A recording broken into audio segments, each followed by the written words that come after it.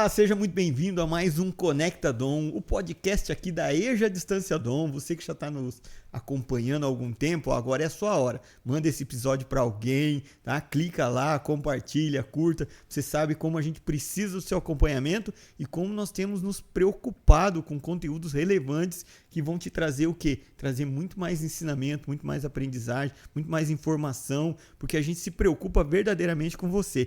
E você que está nos assistindo pela primeira vez, vai lá e clica no sininho, porque logo tem mais episódios. Hoje, se prepare, eu tô com essa conversa aqui guardada há algum tempo e felizmente deu tudo certo, porque não é fácil tirar alguém do trabalho numa segunda-feira à tarde, tá? Para vir aqui no estúdio conversar. Eu estou hoje aqui, sabe com quem? Com a Cláudia Recalde. Se você não conhece a Cláudia ainda, vai conhecer e vai querer ir lá no Instagram dela e começar a segui-la, porque é uma dinâmica, é uma forma tão assim particular, tão intencional e tão preocupada com a educação do filho dela, que você vai virar seguidor dela. Câmera na Cláudia. Boa tarde, Cláudia. Tudo bem? Boa tarde, Emerson. Tudo bem? Espero que você fique bem à vontade para nossa conversa. Você viu que nos bastidores eu fico falando aqui bem baixinho. Agora eu virei o tagarela aqui, né? Sim. Ao vivo é mais precioso. Exato. Cláudia, que bom que nós nos conhecemos na educação. Estamos falando de educação. E eu posso, assim, revelar para eles que eu contribuí um pouquinho com a sua vida educacional, né? Fala aí para nós, quem que é a Cláudia? Que história é essa? Então, a Cláudia hoje, né, graças, assim, a questões, assim, de estudo, conhecia o Dom, né? Concluí meu estudo, porque, na verdade, eu... como qualquer brasileiro, né, que deixa os estudos por algum determinado momento, porque tem que trabalhar, ou você trabalha ou você estuda naquela época. Então eu deixei e depois, quando eu acredito que foi em 2017, eu voltei.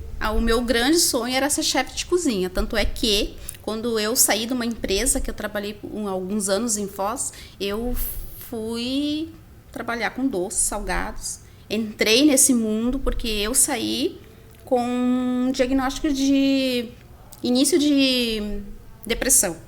Então, a cozinha em si, o doce, mexer com os bolos artísticos, doce personalizado, aquilo me trouxe muita vontade de viver de novo. Essa era a verdade. Então, os doces chegou na minha vida, naquele momento, em 2014, 15, para mudar. Então, eu tive de novo ânimo na vida. Aí, eu voltei, né, a estudar. Trabalhei nisso, entrei, me joguei nessa área e depois tive outras mudanças, né, de rota, que daí eu fiquei 15 dias em Maringá, ficava 15 dias em Foz, atendia, porque o meu grande público era o Paraguai.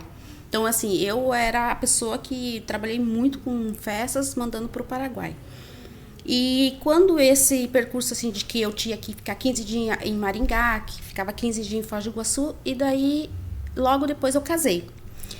E engravidei em 2019, eu tive uma criança e em 2021 eu voltei a procurar o Dom para mim poder concluir o meu ensino, né, ou terminar o meu terceirão, para mim começar a fazer uma graduação na área da educação, porque daí o João nasceu e com ele veio uma criança atípica, né? Recebi até então, em 2021, o laudo do meu filho.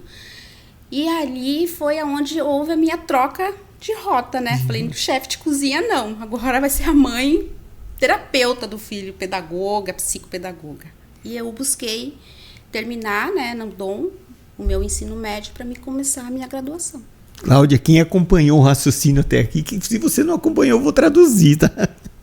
A Cláudia vence uma depressão, a Cláudia envolve toda essa história dela numa volta de estudo e depois um casamento novo, Isso. Filho atípico, uma mudança de rota de chefe de cozinha para pedagoga.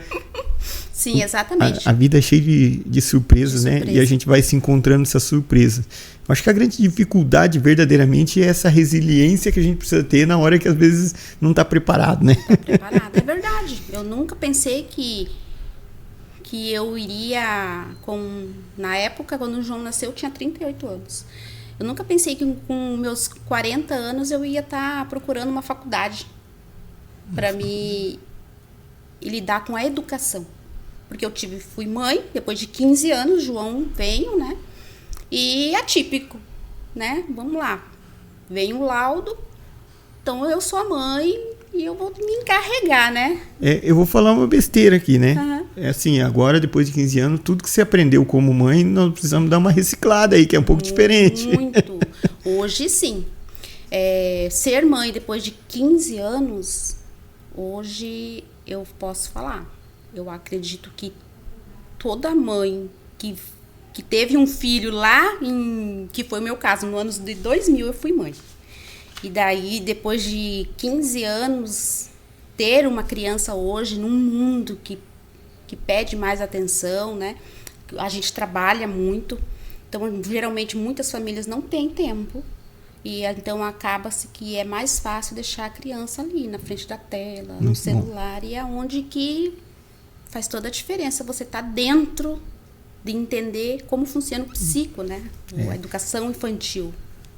E eu já emendo aqui com uma reflexão, tá? Às vezes você que está assistindo deve estar perguntando assim, por que o professor Emerson trouxe a Cláudia para a gente conversar? Primeiro que eu falo assim, a Cláudia é mais uma das pessoas, como ela disse lá no início, né? Mais um dos brasileiros que por um motivo qualquer teve que parar de estudar. Exato. Eu tô percebendo, a gente lançou uma propaganda agora nesse semestre e eu coloquei assim algo muito comercial. Eu até assim, eu assumo, sabe? Eu coloquei assim, termine seu terceirão em 20 semanas. Porque verdadeiramente só o terceiro ano do ensino médio você termina em 20 semanas, que dá praticamente 5 meses e meio. Né? Mas isso está chamando muita atenção das pessoas. E de sexta-feira até hoje, já são mais de 40 pessoas que me procuraram. É só para Foz do Iguaçu. Então, a Cláudia vem dessa história que é um brasileiro que percebeu, entendeu, né, diagnosticou ali que ela precisava voltar aos estudos para uma questão que era outra do que ela vive hoje. Mas precisava. Legal. E de repente agora, essa tua percepção também de como a educação pode ajudar, né, e está ajudando na sua nova vida, na vida do seu filho, na vida da família em si, né? Existem pesquisas do passado de que uma mãe com instrução mínima na época de ensino fundamental, tá, ela já era muito mais eficiente como mãe no mundo moderno. Não queremos tirar a eficiência de mãe nenhuma, né? Uma mãe eficiente até sem olhos, né? Até sem visão. A mãe é eficiente. Mas como ela já se tornava muito mais eficiente. Com o ensino médio aumentava esse nível, com a graduação aumentava mais ainda.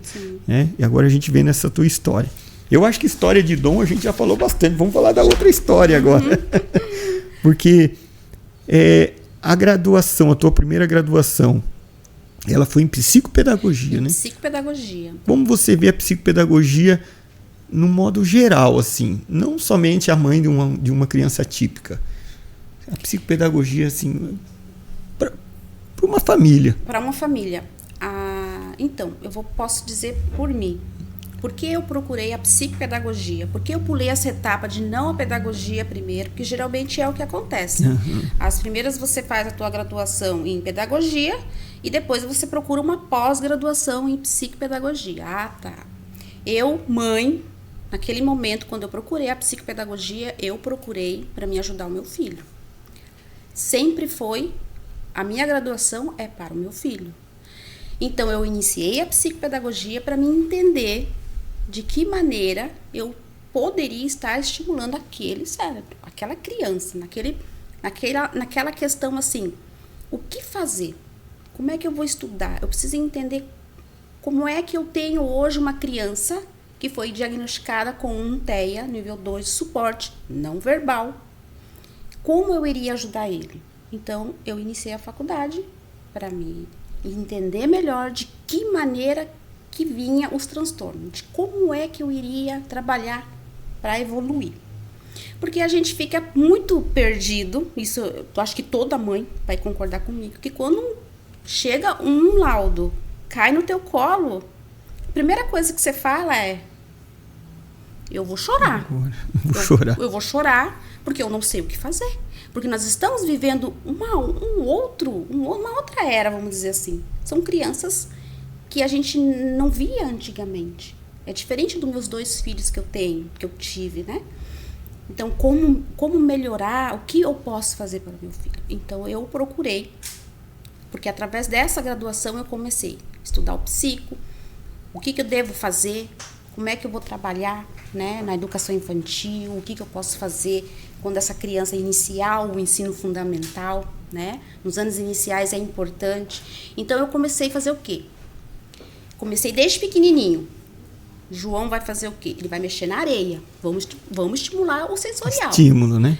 Areia na terra, vai na chuva, vai pisar no barro, vai.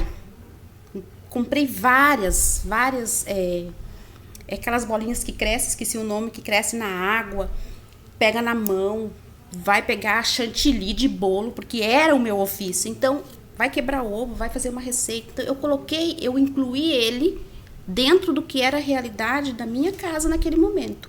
Então, é assim... Andar descalço? Vai andar descalço, não colocava chinelo. Eu falei, vai pisar descalço e bora lá. E era uma criança que eu consegui ir estimulando várias etapas. Cortar cabelo. Ele não gostava. Era desafio. Era um desafio. A gente vê, né, nas redes sociais o desafio, né? A gente sabe que existia isso, existe isso. Eu digo existia porque ele superou. Mas era eu que cortava o cabelo. Por mais que eu também sou cabeleireira, né? Mas isso aí ficou lá no passado. Mas eu tive que cortar cabelo em casa. Aprender a cortar o cabelo dele, né? Cortar o cabelo. Porque é diferente. É teu filho, você... Então, o que eu comecei a fazer? Vai viver a vida do jeito que era lá antigamente. Eu tô recordando. Recordando isso aqui, porque a minha mãe cortava o nosso cabelo. Sim. Vai pra barranca do Rio Paraná, vai fazer um churrasco lá no lado, lá no rio, vai descer a pé, vamos caminhar. Então, eu passei a trabalhar tudo com ele. E daí as pessoas vão falar assim, Cláudia, mas isso aí é coisa de TO. Sim, é uma terapeuta ocupacional, mas naquele momento... Se eu pegar o laudo do meu filho, as terapias que o neuro pedia para me fazer, eu tinha que ter R$8.000 todo mês para me bancar a infinitas terapias que ele deveria fazer. Então, o que eu falei? Eu estou gastando faculdade por mês? Eu que vou ser a terapeuta do meu filho.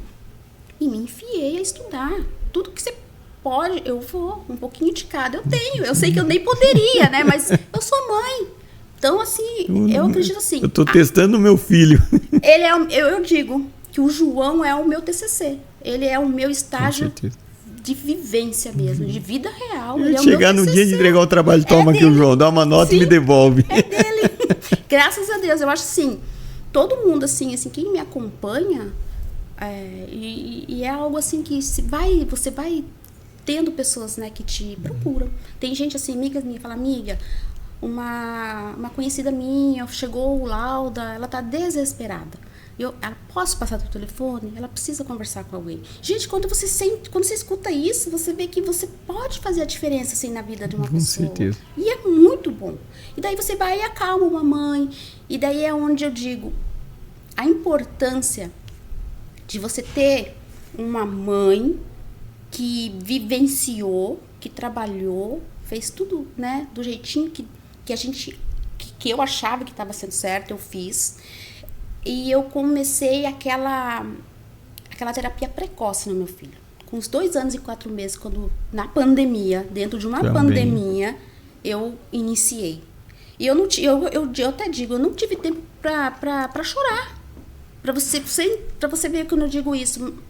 Emerson, eu perdi minha mãe na pandemia em março.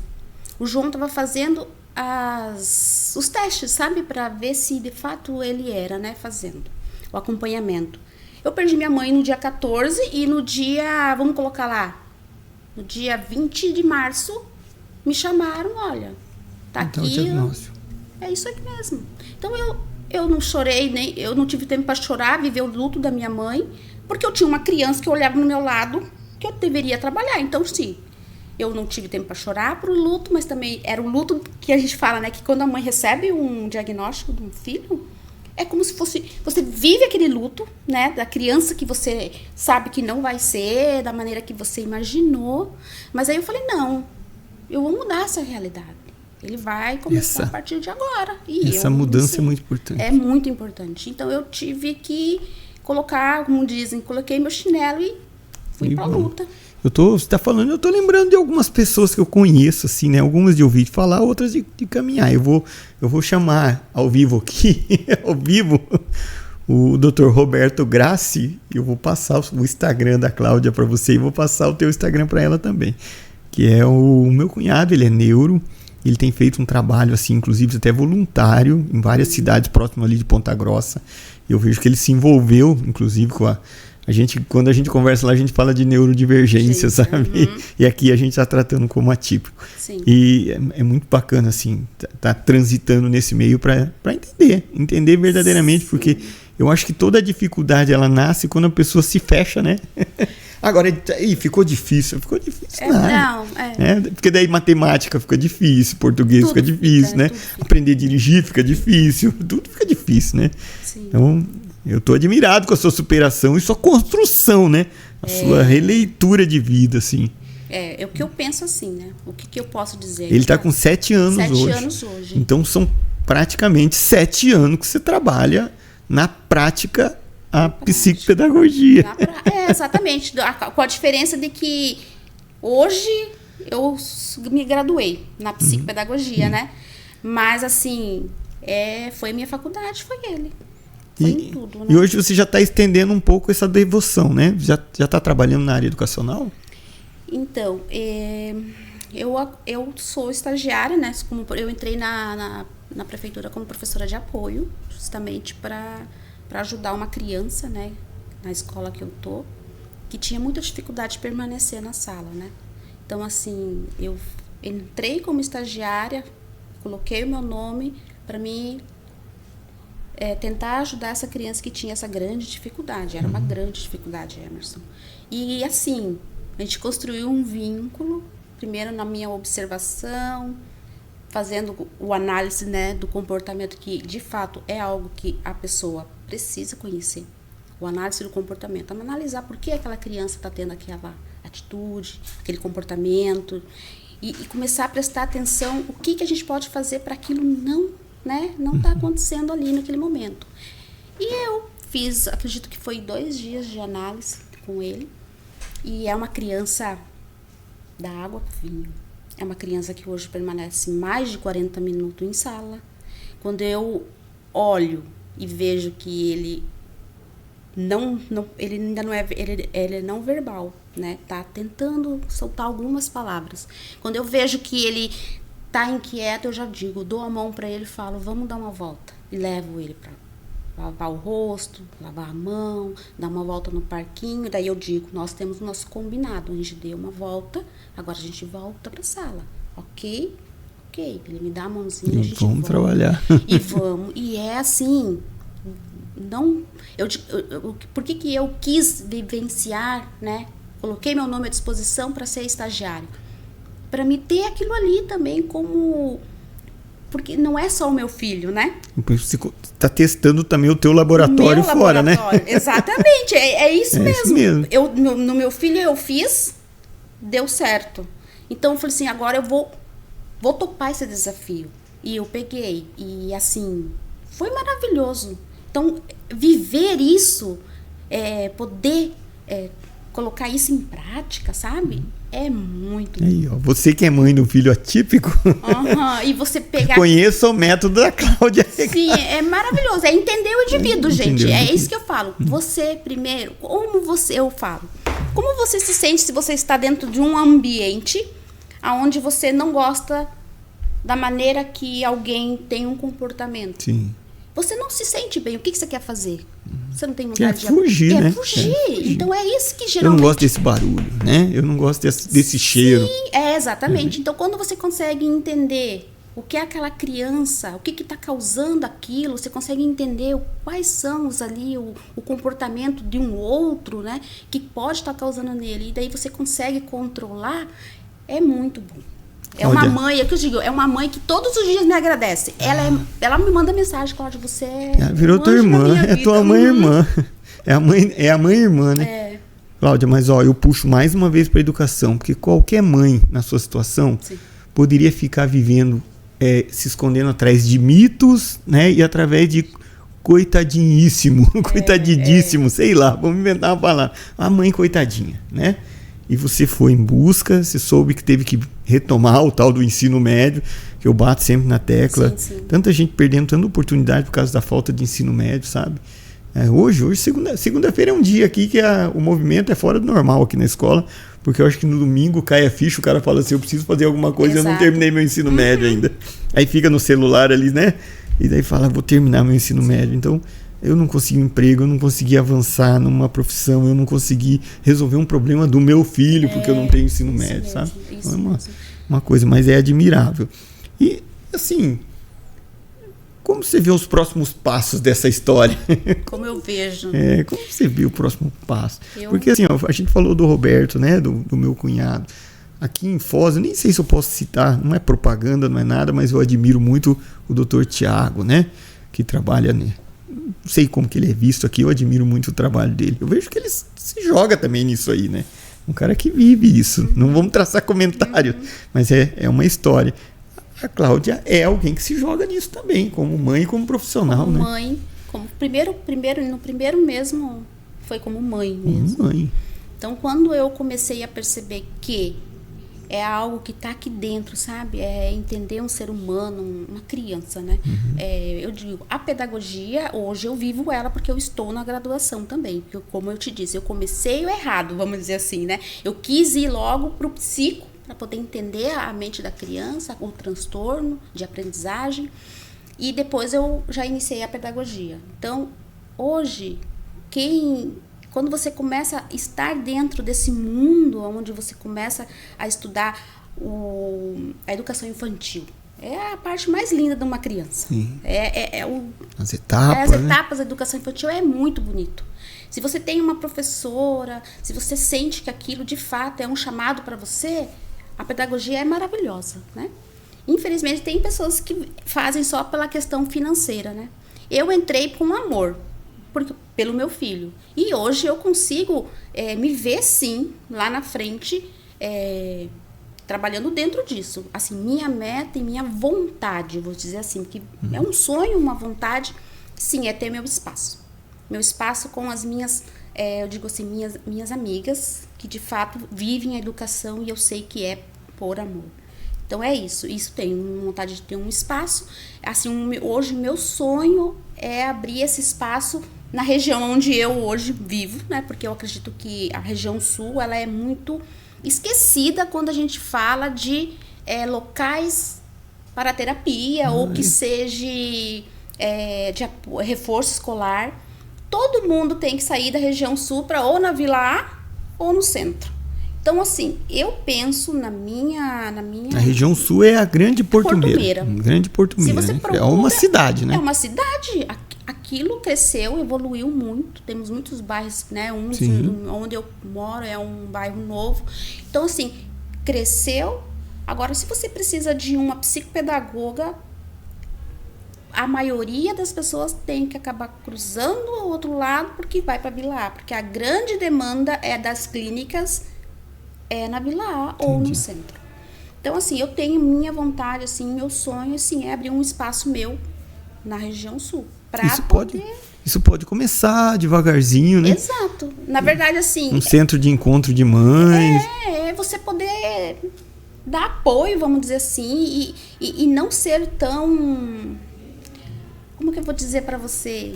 Pensar na criança como um indivíduo que de fato precisa. Porque quem chega para você é uma mãe que já está no limite, às vezes. Já está no limite, às vezes. Porque quando inicia a educação fundamental, o primeiro ano é desafiador para as crianças. Aí, geralmente, quem tem um transtorno, né, os neurodivergentes, acontece sim.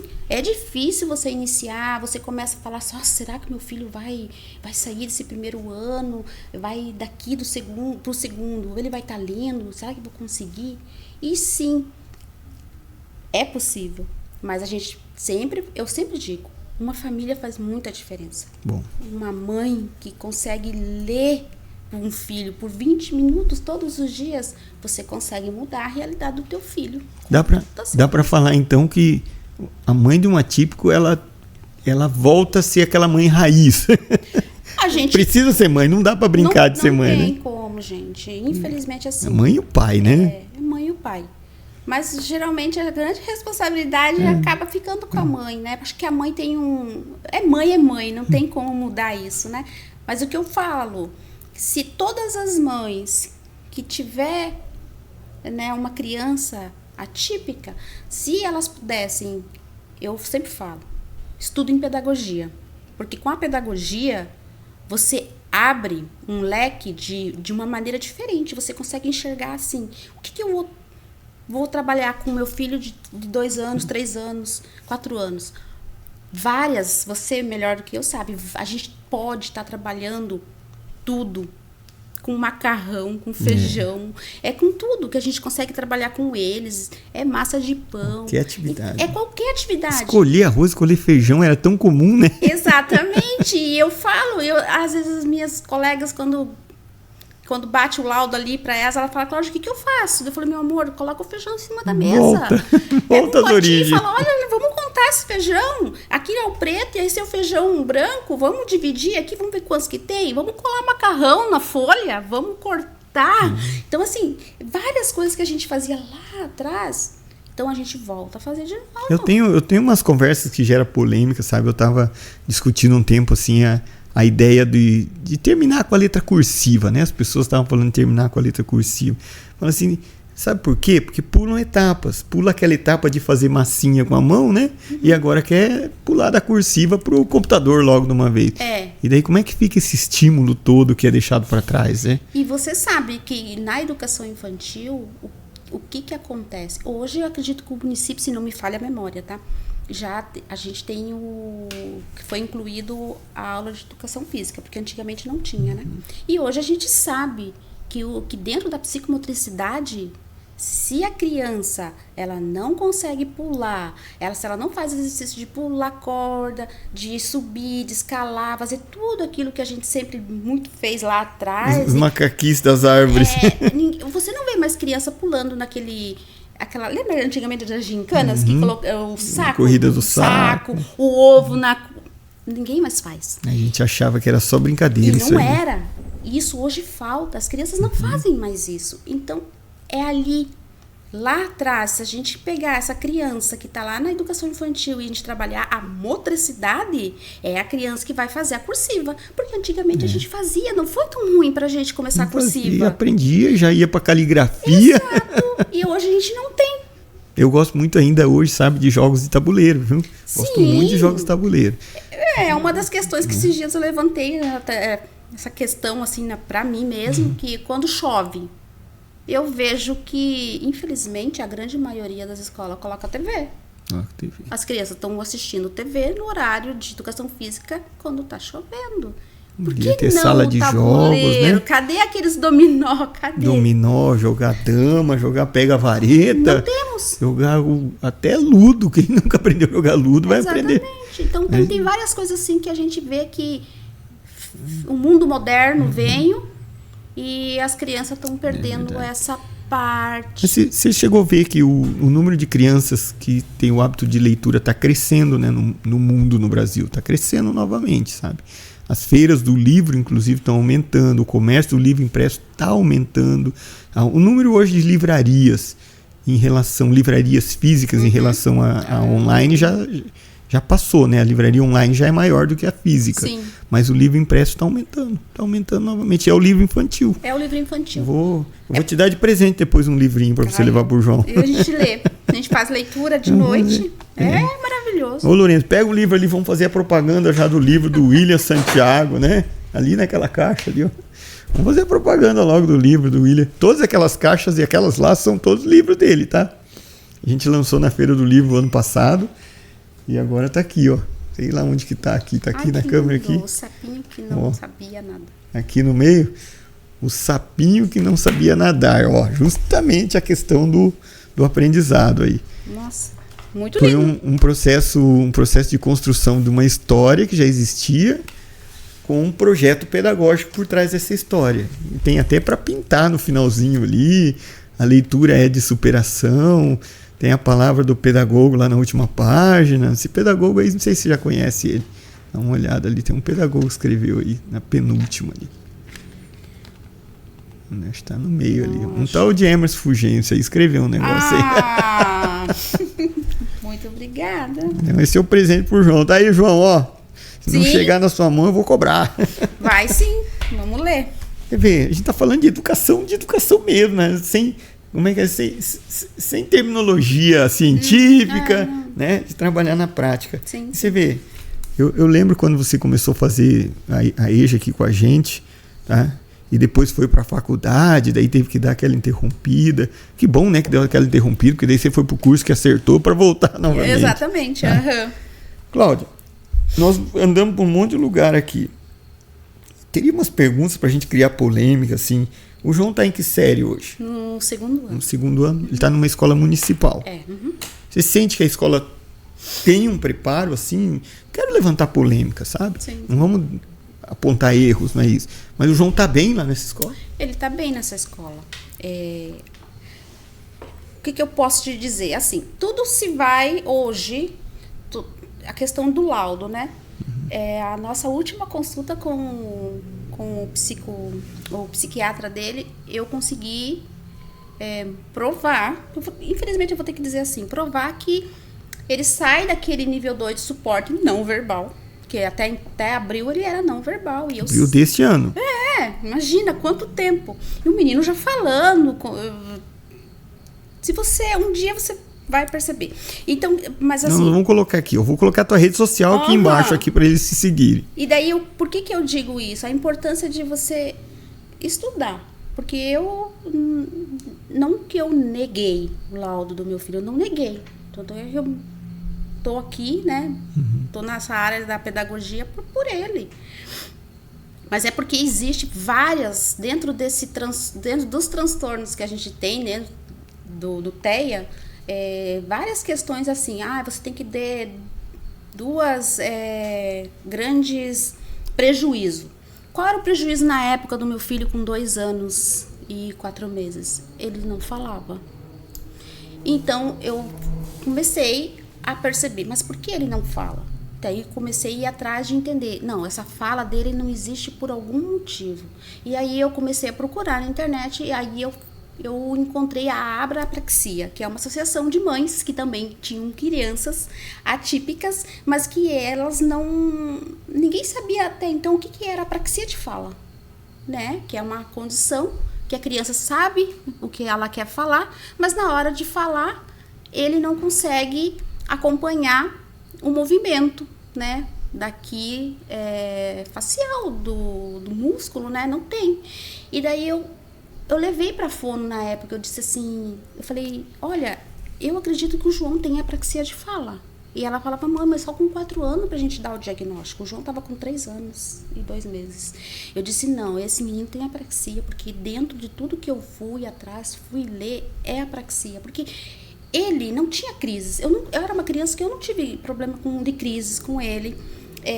Nada. Eu podia fazer qualquer... Porque a criança que é atípica, né, a com TEA, ela não consegue sair dessa rota que nós estamos fazendo. Ele entra em crise por questões de um prato de comida que veio errado, várias coisas. Eu nunca tive essa dificuldade. Então, o que eu fiz?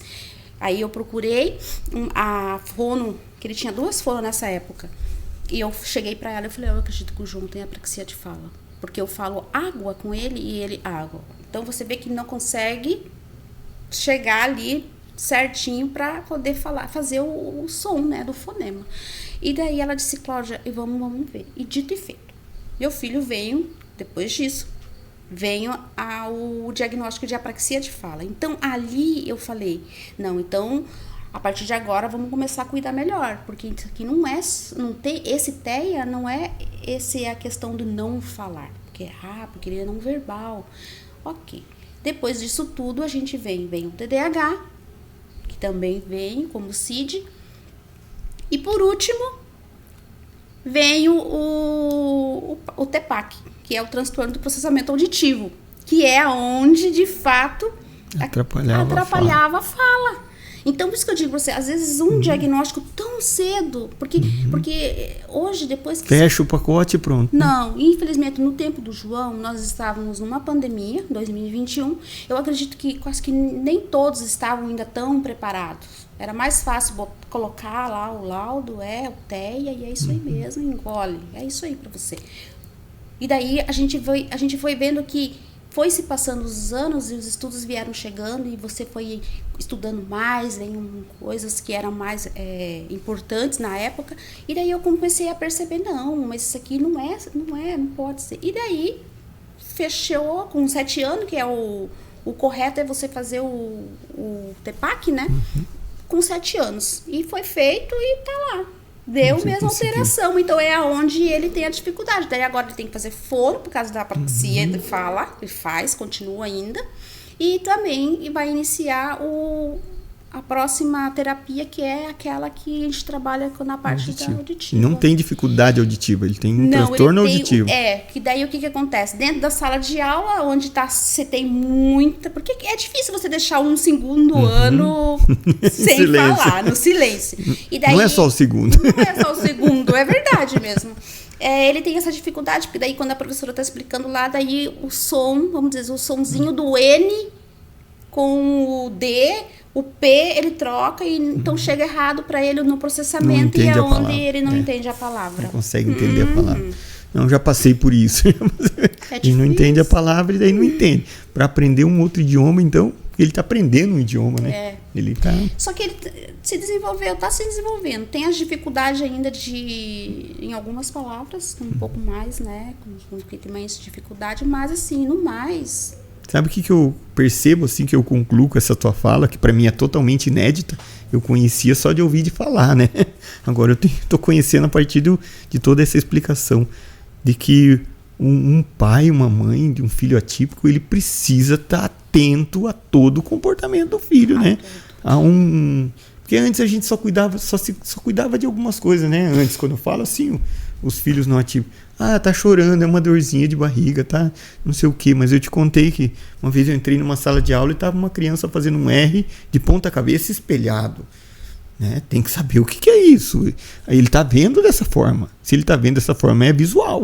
Se é visual, vão pro oculista, vão pro oftalmo. Né? Mas muitas vezes também ela tá dentro da dislexia, né? Sim, ali.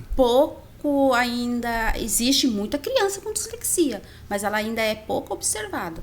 Geralmente existe, vamos falar neuro, que eu acredito que pela forma muito rápida de dar um diagnóstico, acaba-se que existe alguns transtornos que fica mascarado. A dislexia, se você perceber, ela dentro, ela parece no comecinho que é um TDAH, ela se mascara, mas daí quando chega lá no 3º ano, a criança ainda não aprendeu a ler e escrever. E quando escreve, troca-se. Você começa uma leitura e ele tá aqui, o sapo que não sabia, aí ele não sabe falar o nadar, ele inventa qualquer coisa.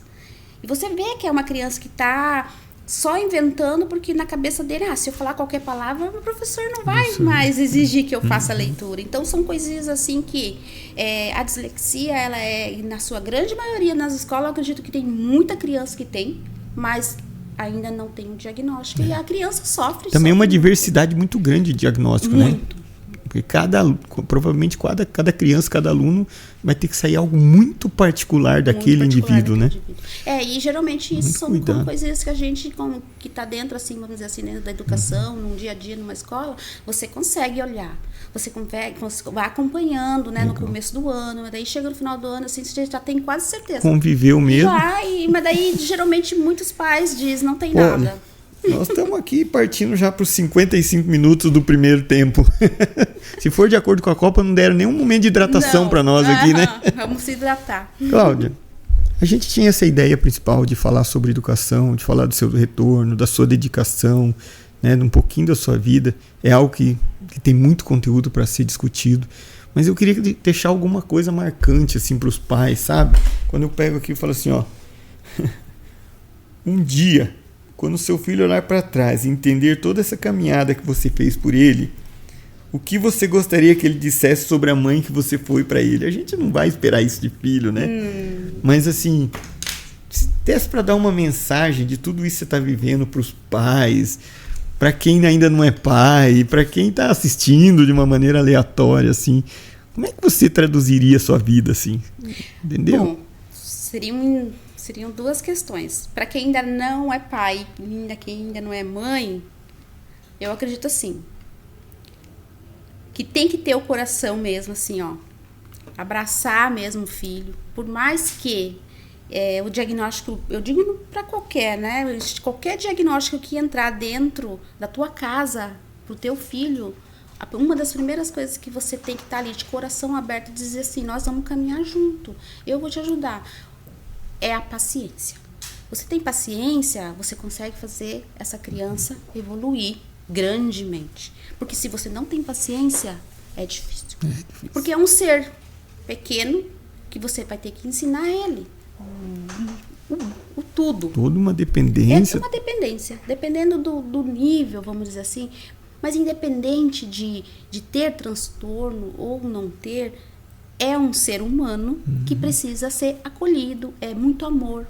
Eu digo, a educação, ela transforma uma criança neurodivergente dentro de uma escola se você tem amor e paciência. Porque ele não está deixando de fazer porque ele quer. Ele não consegue avançar. E quando você consegue entender como aquele indivíduo aprende, ele vai embora. Não tem como ser diferente. Por isso que eu digo, a educação, ela me transformou para a área da educação. Eu tenho assim, meu coração hoje ele é cheio de amor. Se eu ver criança, eu quero. Porque eu quero essas crianças, porque eu quero mudar a vida delas. Se eu pudesse, eu estaria mais. Mas esse é o meu tempo, na parte da manhã, estou numa escola, porque eu aceitei aquele compromisso e eu transformei essa criança é maravilhosa. E, eu sinto falta dele, porque ele se tornou como se fosse um filho meu, entendeu? Parte da sua vida. Não, isso que eu digo, a educação vivida com amor, ela transforma qualquer criança. Fica a mensagem para quem quer ser professor nos dias de hoje, né? Nós tivemos um apagão de professores aí, né? Mas tá voltando, sabe? Tá voltando, eu já percebo. Tá voltando, mas a gente precisa, assim, uma grande maioria, assim, a gente sabe que a educação mesmo, de educar mesmo, tá faltando um pouco vindo lá de casa. Isso a gente sabe. No dia a dia de uma escola, a gente sabe. As pessoas têm se distraído com os compromissos, né? Distraído não com os compromissos, distraído dos compromissos, né? Porque pai independente, pai, mãe, o educador em si, independente de quem seja a criança, né? Qual a condição que ela vive, o processo é o mesmo. É levar ela, é conduzi-la. Tanto é que nós somos pedagogos, aquele que conduz a criança, né? Exatamente. Você sabe que tem agora o andragogo também? O andragogo é o que conduz o idoso. O adulto, né? O adulto. Sim, mas dentro da psicopedagogia tem mesmo essa área. Que andragogia, você né? faz uma pós para você trabalhar com eles. É um nome diferente demais. Tem alguma mensagem mais pra gente terminar? Tá na hora já, infelizmente. O que eu posso dizer assim, eu acho assim, se para aquelas famílias, para as mães ou para os pais que assim como eu, né, vamos dizer assim, na parte de que eu recebi o diagnóstico do meu filho, eu digo assim, se você quer mudar 50% na evolução do seu filho, procure fazer uma graduação na área de pedagogia ou na psicopedagogia. Se você tem essas duas formações, é o início para mudar a vida do teu filho, para não deixar na mão de outras pessoas. Porque você pelo menos entender o que está acontecendo. Entender e trabalhar em casa. Porque aonde que teu filho fica mais tempo? Na tua casa. Em casa. Então é em casa que a gente tem que fazer a vivência. É ensinar essa criança tudo. É quebrar um ovo, é fazer uma massa de pão, deixa brincar. Isso. Fazer massinha de barro. E se você não terminou seus estudos, daí não dá para começar uma graduação. Não. Daí você vem terminar aqui no Dom. Exato. Cláudia, muito obrigado. Que conversa maravilhosa. sabe? Eu saio daqui diferente. Eu saio daqui, eu acredito que muito mais, com muita mais sensibilidade no coração para isso que você falou. E vamos tentar gravar um com mais pessoas aqui. Sim, e vamos falar sobre o assunto. O que você acha? Vamos. Pegar várias pessoas do meio. De repente pegar um terapeuta ocupacional, um psicopedagogo, um pedagogo, Sim. um neuro, e trazer o pessoal para conversar aqui. Seria maravilhoso. E montar uma associação das mães e os filhos atípicos. Isso mesmo. Tem isso aqui em Foz ou não? Tem a... eu esqueci. Acho que é a... eu não vou me recordar agora, porque eu não faço parte de nenhuma associação. Das mães do Porto Meira, então. Nós vamos lá. Obrigado, muito obrigado. Uma boa tarde para vocês e, como eu disse, siga, curta, compartilhe, ative o sininho, manda isso aqui para todo mundo que você conhece. Eu vou mandar pro Dr. Roberto e ele vai chamar você. Tenho certeza. Um abraço. Até mais.